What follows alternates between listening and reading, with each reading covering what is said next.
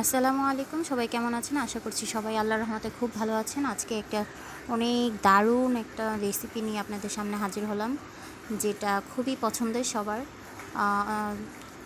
Basically আমার অন্তত খুবই পছন্দ, যেটা আমি কাঁঠালের বিচি, রসুন আর হচ্ছে বাঁশপাতা শুটকি, অনেকে চ্যাপা শুটকিও বলে, এটা দিয়ে রান্না করব।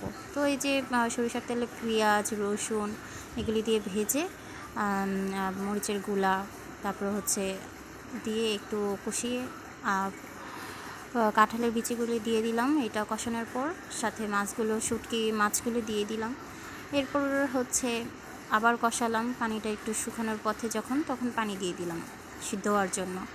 তো এটা আপনারা খেতে পারেন করে বৃষ্টির সময় বা যে কোনো মুহূর্তে, একটু হঠাৎ ইচ্ছে করে ঝাল ঝাল করে খেতে, তখন খুব খাবেন, খুবই মজাদার এটা। আশা করি ভালো থাকেন সবাই।